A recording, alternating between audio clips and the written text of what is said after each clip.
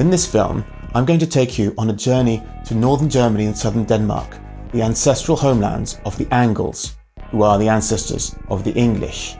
You're going to see some marvellous finds from the bogs of this region, which are beautifully preserved and tell us so much about our ancestors. If you want to know more about the Saxons rather than the Angles, then you should watch part 1 of this 2-part series first. But here comes part 2.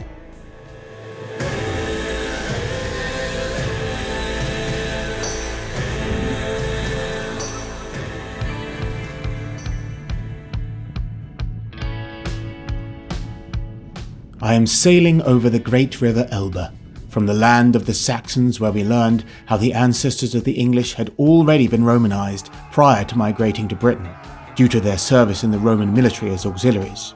We even saw the fort from which the 5th century migrations were probably staged. Now, I'm driving further north, towards the Danish border where the Angles lived. Here we will see artefacts which demonstrate how the Germanic relationship with Rome developed over the 3rd and 4th centuries.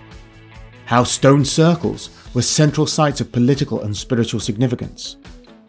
Some of the earliest examples of runes, the seafaring technology that made the migration possible, and the enchanting gold drinking horns created by our ancestors just before they left.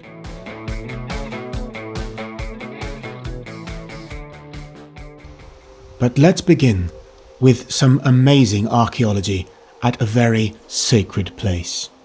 Surely the greatest repository of archaeological marvels from our ancient ancestors is the bogs. Both the Angles and Saxons had a gruesome custom of drowning their defeated enemies, as well as making offerings to the wetlands of all sorts of interesting things. In 458 AD, Roman bishop Sidonius Apollinaris wrote specifically of the Saxons. The Saxons have a custom that they enact before they set sail from the continent, even before they drag their firm-holding anchors up from the enemy's shore. Before they begin the homeward journey, they abandon every 10th captive to a slow and agonizing death by drowning. They cast lots to determine who in the doomed crowd will suffer this unjust death sentence.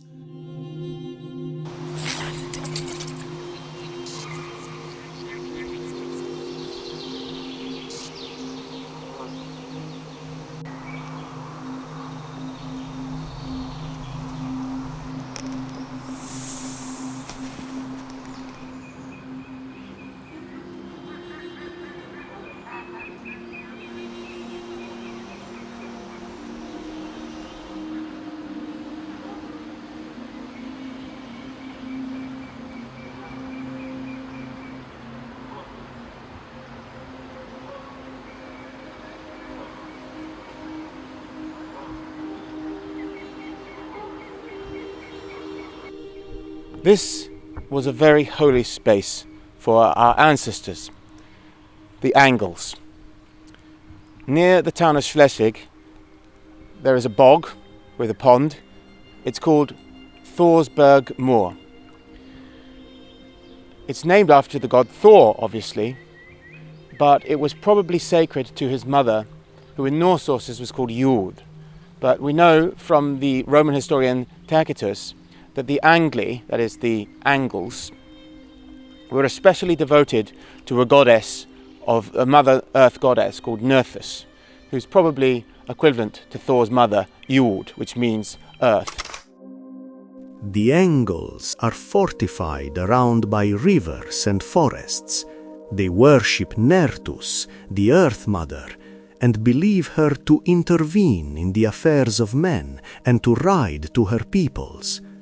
On an island of the ocean is a holy grove where her chariot is consecrated and draped with cloth. A single priest ministers to it.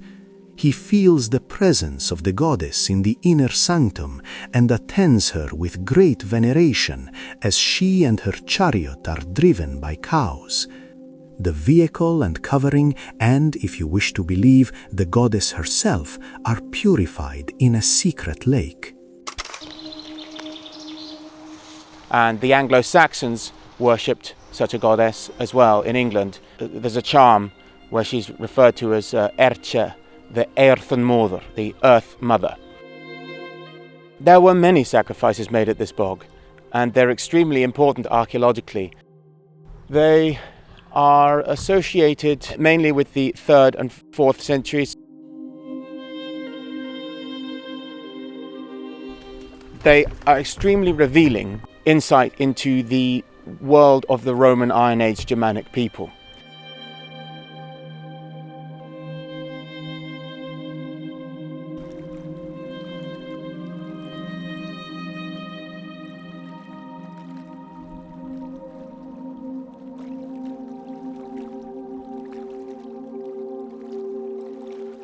There are very significant runic inscriptions discovered among the finds from this bog. This is one of the many Roman-era sword shapes from the bog, but it has a runic inscription on both sides. It dates to around 200 AD, making it one of the oldest runic inscriptions known. The runes you see here say Aulthuthawas. The O and W are reversed, so it really says Wolthuthuas, meaning the servant of Wolthu, who is the god the Norse called Ullur, cognate with Old English Wuldur, meaning glory. The runes on the reverse say Niwa Yerames, which means well-renowned. You can scarcely make the runes out on this 3rd century shield boss from the bog. They say Aizgs, which could be a magical ward against a hail of spears and arrows, where the Hagalaz, or hail rune at the end, by itself, represents the word and concept of a hail, specifically of missiles in this case. So that means this is also a magical inscription. Similarly, the bog yielded this sword grip with the repeating Orthala rune, which doesn't say anything, except but just represents ancestral land or homeland, and that's probably what the sword was intended to defend. So the rune would have served as a reminder to the warrior of what he was fighting for. An even older runic inscription dating back to the early 1st century was found less than 50 miles away at Meldorf. This bronze fibula probably came from a woman's grave. The exact meaning of the inscription is still debated, but Mies believes it is dedicated to an Erelaz, or a rune master. This 4th century sword scabbard mount was found in Nydam bog, also in the territory of the Angles. It seems to name 2 consecutive owners of the weapon.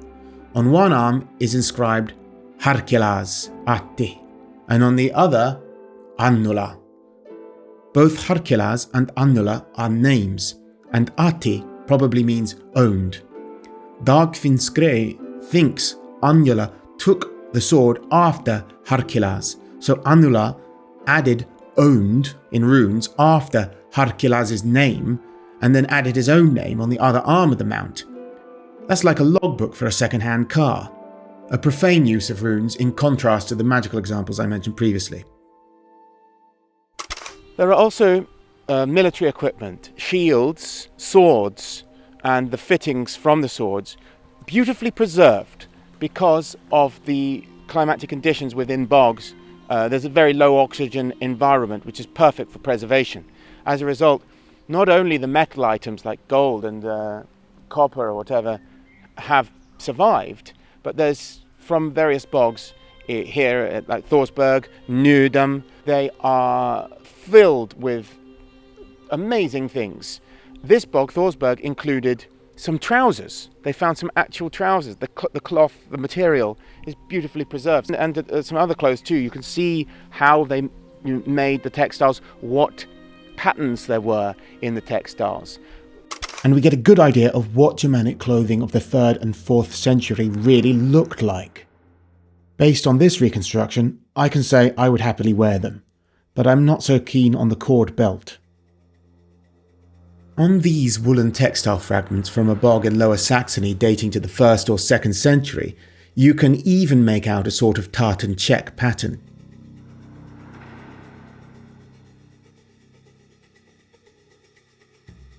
In another bog in Dammendorf, 15 miles south of Thorsberg, a man's body was discovered also wearing ancient trousers, dated to around the 2nd century AD.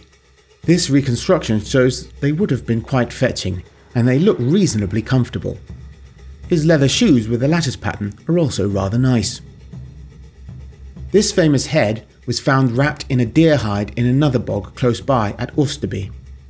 The man was decapitated between 70 and 220 AD, and bears a perfect example of the Germanic haircut the Romans, like Tacitus, knew as the Swabian knot, which seems to have been a mark of status among the Germanic warrior class and was not limited to the Swabi people. Many other bog bodies have been found in the same region.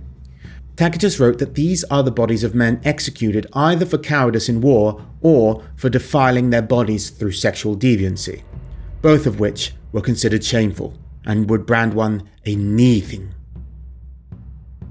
However, they also deposited nice things in the bog, the sacred images of the gods themselves. These 2 idols were recovered from a bog at Brock, near the border of the territory of the Angles and Saxons.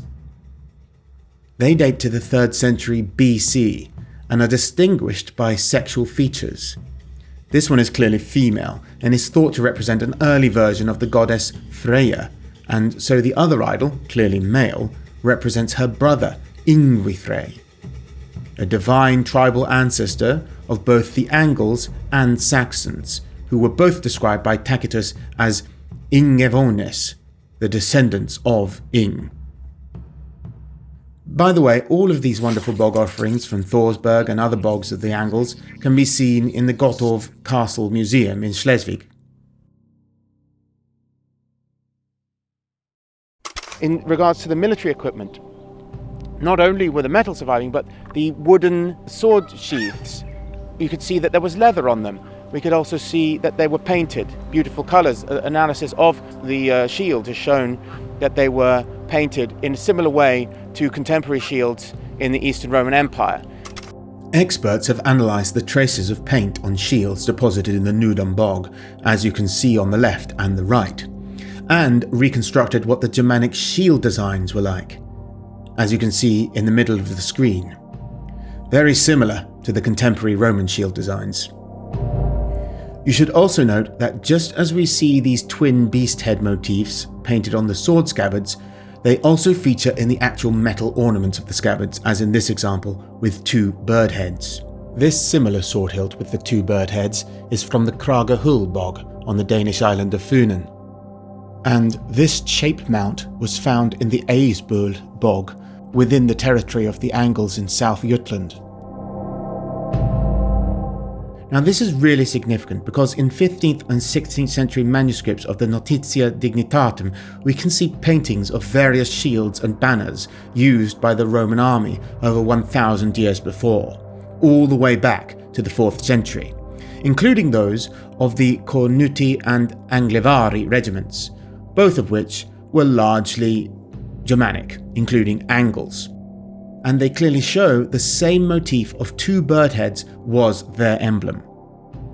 In fact, the Notitia Dignitatum is the first text to describe a Saxon presence in Britain, calling the eastern coast the Saxon shore, implying raids or trading occurred centuries before the migration. The design was copied over and over in manuscripts for 1,000 years, so in some they ended up looking like dogs or snakes, but we can see they were originally birds, as in the old scabbard designs. Some variants also seem to show runes were included too.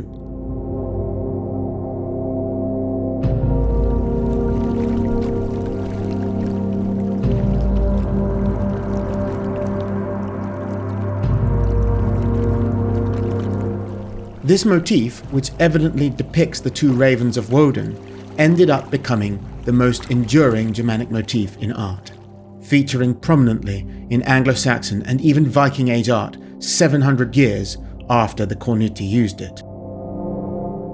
That's why it's the logo for this film, and it's available on shirts in my webshop. Click below to learn more.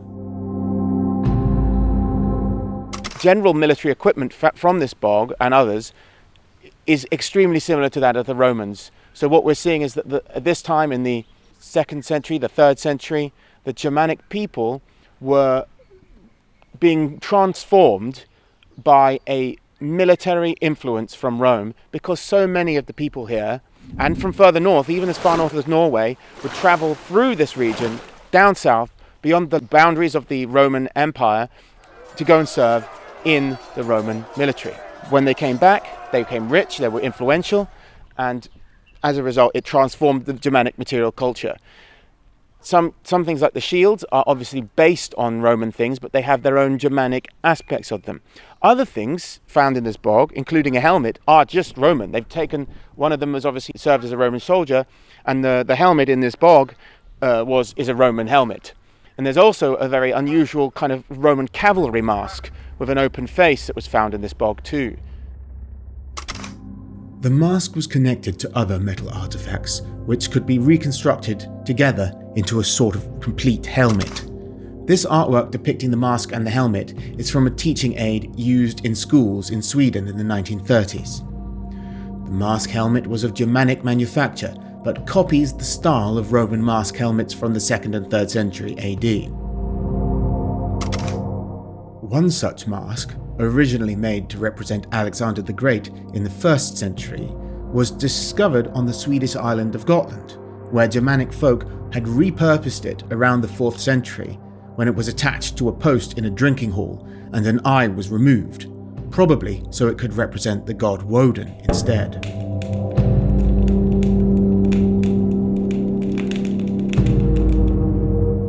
And the military finds from Nydam and Thorsberg bogs have other connections to Scandinavia as well. But first, I want to make it clear that many so-called bog sacrifices here were nothing of the sort. Most of the larger and earlier bog deposits were actually put into open seas and lakes, which later became bogs. In Nydam, the true bog offerings didn't begin until the 5th century.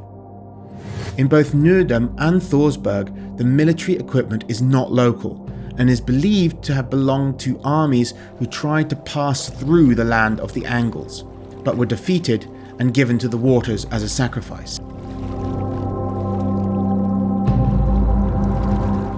Ancient authors confirm this was a practice.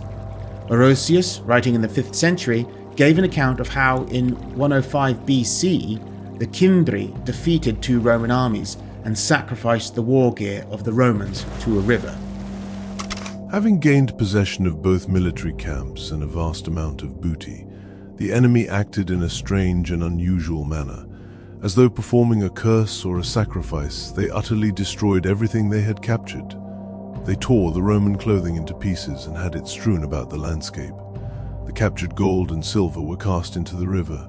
The Roman breastplates were hacked to pieces, and horse trappings were deliberately destroyed.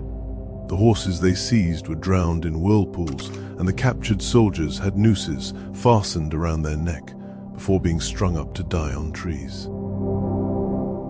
Even the Nazis knew about this ancient Germanic custom and depicted their ancestors committing their defeated Roman enemies to the waters in this old propaganda film. Analysis has confirmed the date and origin of the war gear in Thorsberg bog and other bogs in Denmark. The earlier deposits in Thorsberg were from the start of the 3rd century and came from warriors further south in Germania. The last deposit of weapons dates to around 300 AD, and these originate in Sweden. The sheer volume of gear must have come from hundreds of warriors. The Nordic ones were probably marching south to the Limes to find work in the Roman army, but never made it there. These maps show how the earlier deposits of war gear in Danish bogs came from western Scandinavia, while those in Thorsberg came from southern Germany. And these show that the later ones in both Nydam, Thorsberg and other bogs all came more from Sweden and the Danish islands. We can imagine the armies of hundreds of men equipped with newly acquired Roman armour marching through the territory of the Angles, only to be ambushed and overpowered by the locals, who later committed the booty to the bog. If you are a pagan or you want to get into paganism, then you can't miss out on the central hub for all heathen podcasts. This kind of content was often hard to find and spread out across multiple services, until now.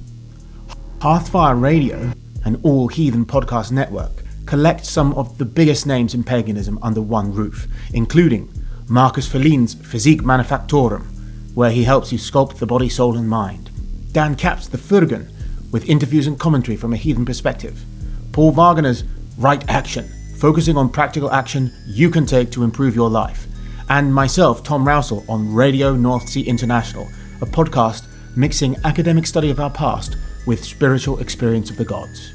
12 exclusive shows, all original content found nowhere else.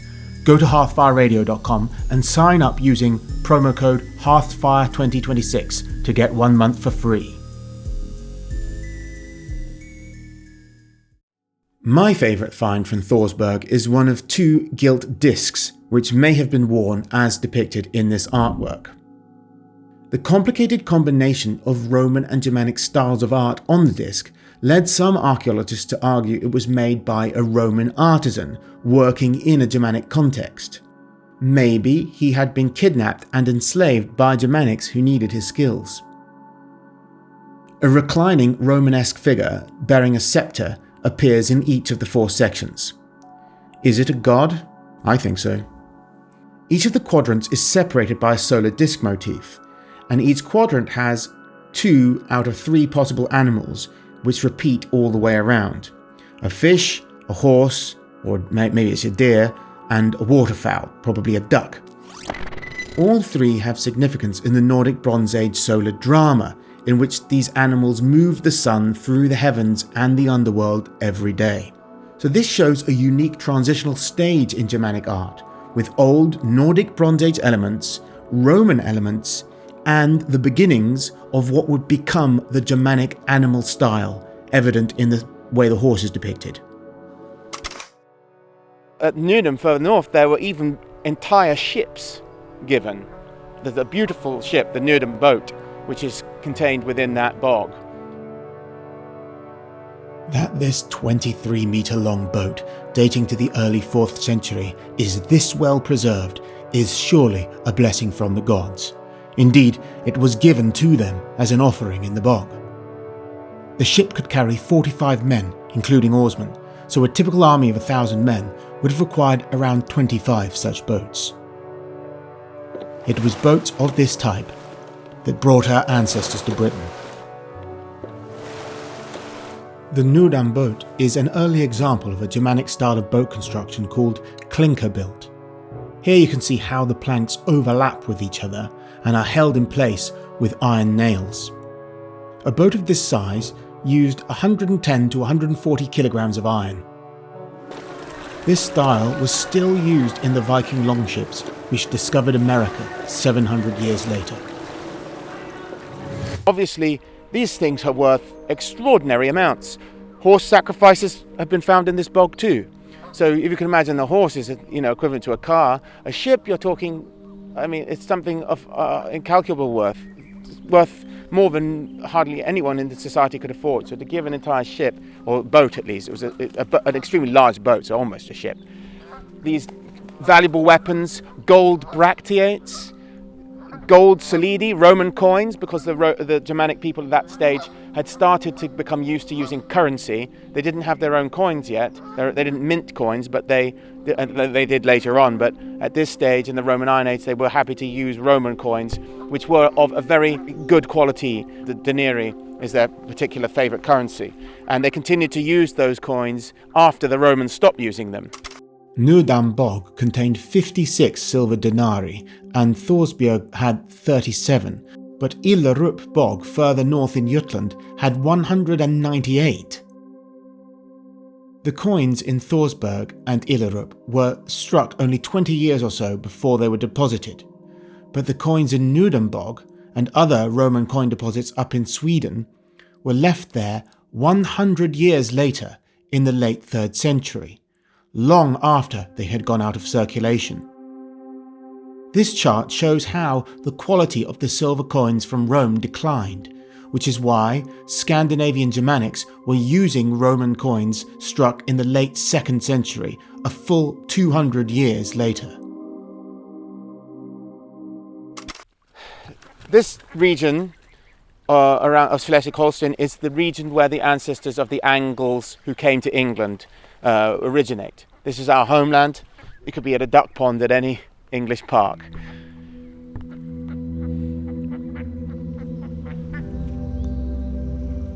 These wetlands are naturally sacred to a Mother Earth goddess in many European religions. You can understand the correspondence between the womb, the fecundity of nature, and the damp areas of swampland. There were some people in the Mediterranean who believed that life itself spontaneously is created by the presence of wetlands, because they observed that wetlands were so teeming with life. They thought perhaps that's just life just is made out of the swamp. The Germanics specifically, we don't know if they thought that, but they definitely thought that this was a place for a mother goddess. So why is this one named after Thor? Well, it's actually called Thorsberg Moor. And nearby there is a barrow, a burial mound, and a small stone circle which may have been used for a thing, which is the assembly point for meeting and arranging political and other important social matters for Germanic people. The reconstructed Kummerhy barrow originally dates to the Nordic Bronze Age and contained a burial with a kist like this. It is the last of several now lost barrows which were here. It was reused for a cremation burial in the Viking Age, and that is when the Danes named the bog after Thor.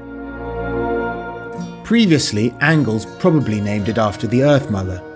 The Danes also constructed the stone circle on top as a way to mark their thing site for meetings. The large menhir, known as the Guardian Stone, has 45 cup marks carved into it, which date to the Bronze Age. They are known in Sweden as elf mills and have been used for pagan offerings of fat since before records began.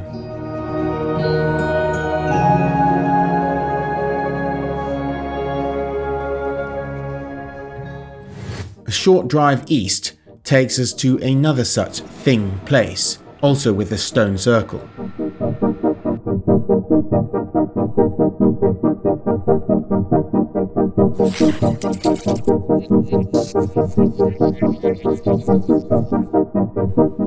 This rather lovely stone circle here in northern Germany is called Guly Thing Platz. Like, it means it's a thing site, which is the ancient Germanic meeting space where they would have a kind of parliament, a kind of local council.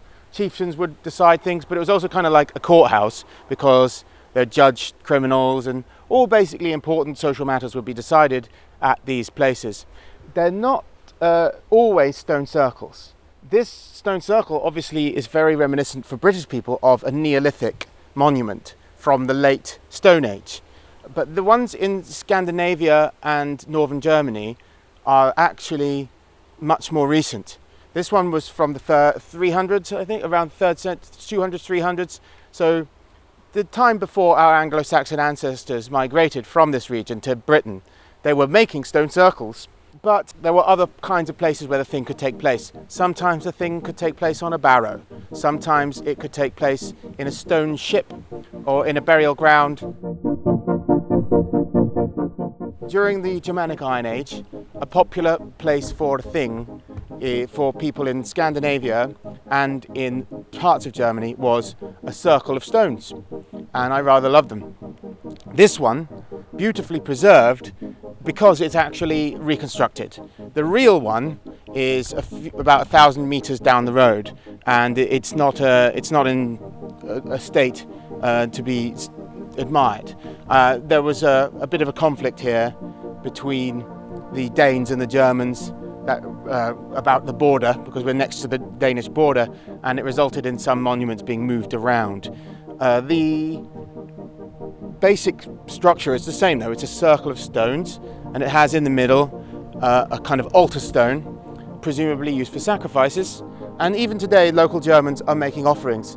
And there's a rune on there. I can see someone's left some apple, some melon. Obviously, they didn't make watermelon offerings back in the olden days, but they also have a crystal, which is actually a thing that ancient Germanic women, just like modern women love crystals, ancient Germanic women used to wear little crystal pendants as artefacts charms to ward off evil and have them dangling at their waist.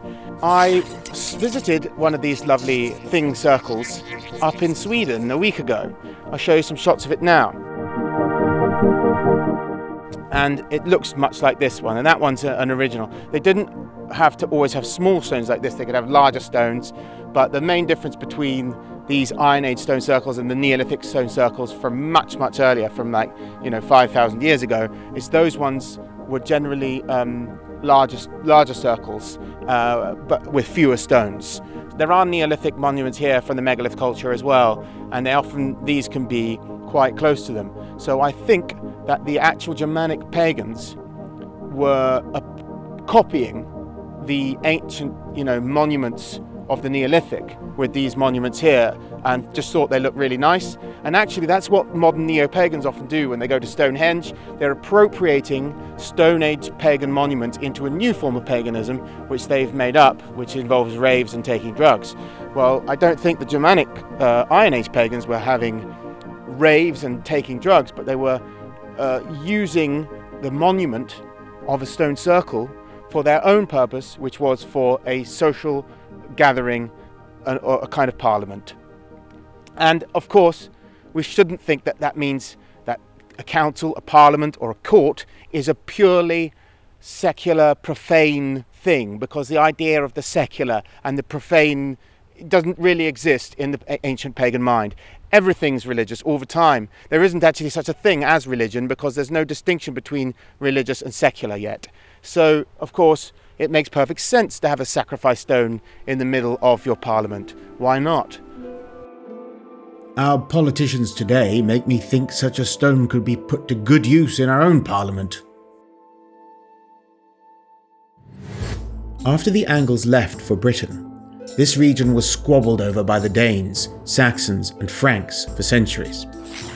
Schleswig has been German since 1864, but it was Danish for most of the time before then, up to the Viking Age. The Vikings left this enormous fortification called the Dane-work, most of which dates to the 8th century. Around 500 AD, the Danes, North Germanic people, built military fortifications here to protect against the Saxons, their neighbours to the south.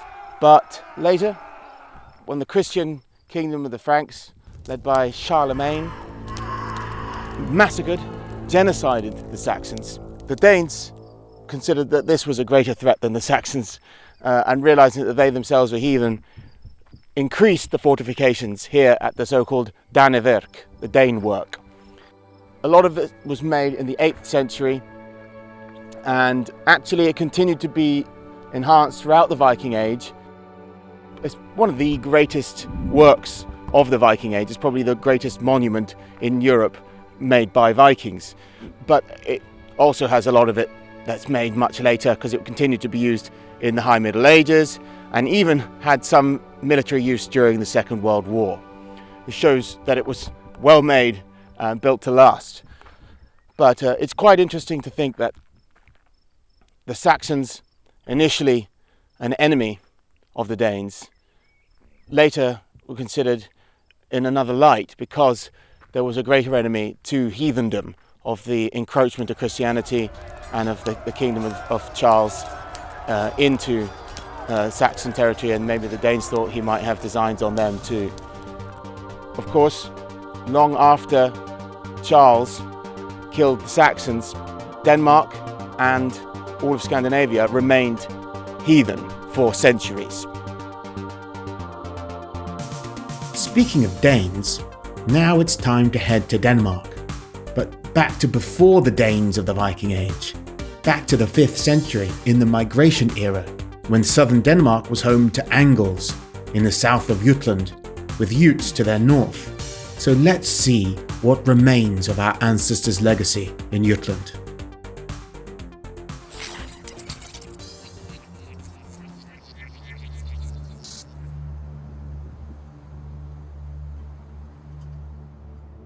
In the early 5th century, the Angles in this boggy region of Jutland were in trouble. It seems their crops failed or they suffered from flooding. The weather was getting colder and wetter at the time, but something prompted them to make a desperate sacrifice of 2 enormous drinking horns made with about 6.9 kilograms of gold. These were buried in the ground, perhaps for the Earth Mother, presumably to appease her or another god, and ask them for help. There they lay for over 1200 years until one of the horns was discovered in 1639 by a peasant girl called Christine. The other horn was found in 1734 by Erik Lassen, and these stones commemorate those discoveries in the exact spot they were found. The discovery of the largest gold treasure from the entire Germanic world in the migration era was glorified in 19th century Danish romantic nationalism as something connecting the Danes to their deep history. But in fact, the horns are not Danish at all. They are English, or rather Proto-English. Unfortunately, the original horns were stolen in 1802 and melted down by a counterfeit coin maker who served nearly 40 years for his crime. But the gods ordained that many detailed drawings of the horns would survive, from which several pairs of replicas have been made. Today, these replicas are displayed in museums in London and Copenhagen, as well as in a local museum near the find site in Turnde. The museum also boasts this 19th century tapestry depicting the Norse gods Night and Moon on their chariots, with plenty of swastikas too. Such horns are known to have been used in formal drinking rituals. Lavish feasts at which leaders would demonstrate their wealth, and their men would in turn demonstrate their value and devotion to their master through boasts and oaths sworn over the horns. These are 2 horns from a king's burial at Sutton Hoo in England, 200 years later. The gilt silver foils at the rim depict the faces of what may be gods, and the terminals depict the ravens of the god Woden.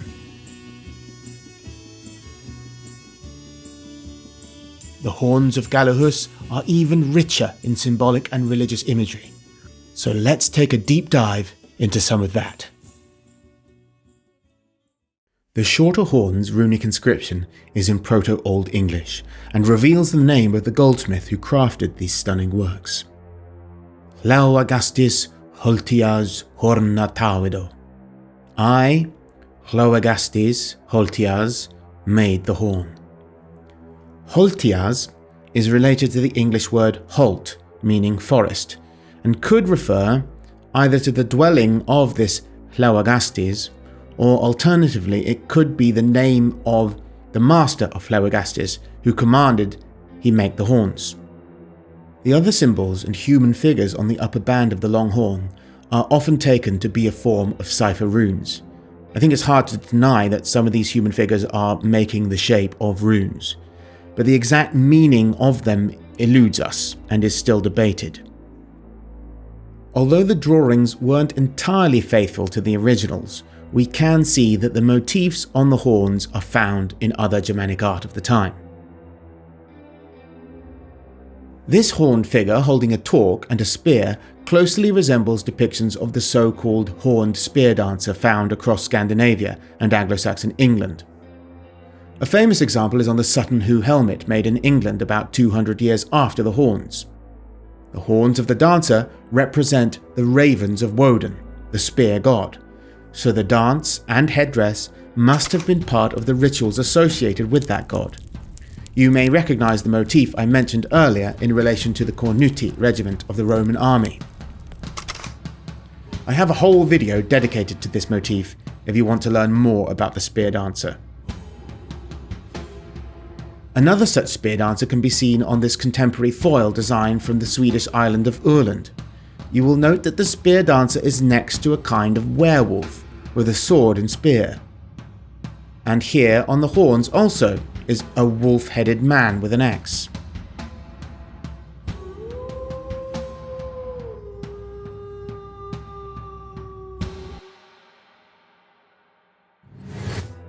This obscure design of a bird carrying a fish is repeated twice on the horns.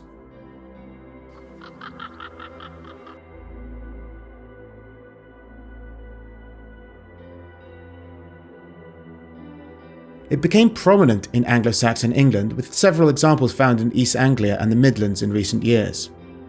It could represent Woden in his eagle form catching the evil Loki in his fish form. Or it could be Woden in a fish form being carried by his two ravens.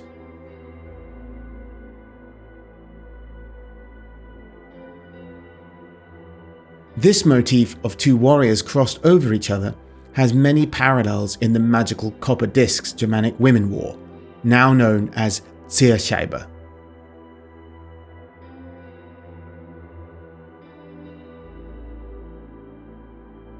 They could represent the twin gods found in many Indo-European religions, and who are sometimes identified with the twin progenitors of the Anglo-Saxons called Hengist and Horsa, who are the great-great-grandsons of the god Woden.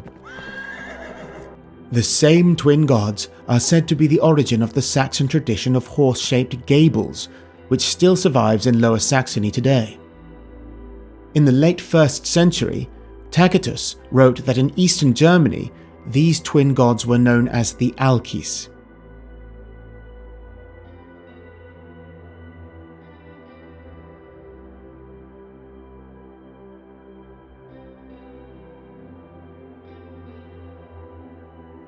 This motif of a woman carrying a horn was popular in the Viking Age and is seen on portable artefacts as well as picture stones in Gotland.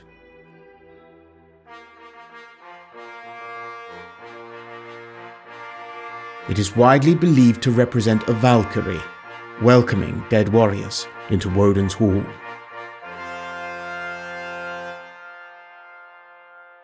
These horns were buried in the early 5th century, just as the Angles who made them had begun to migrate to Britain. The horns of Gallehus capture a special moment in history, revealing so much about the culture of the Angles, which they brought with them to the new land, and which became the culture of the modern English people. Although they have historically been symbols of Danish identity, perhaps they would be better suited as symbols of English identity, reminding us of the roots of the Angles, our old land, and our old gods.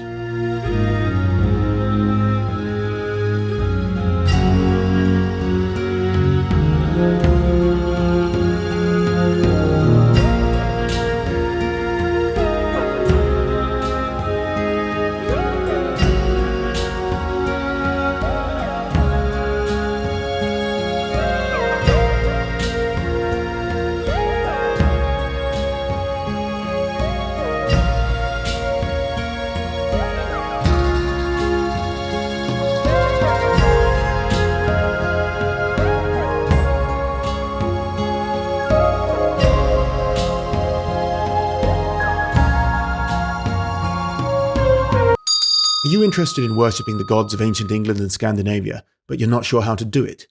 Starting Heathenry is a ritual-focused online course which will furnish you with the knowledge and confidence to practice the heathen religion, alone or with others.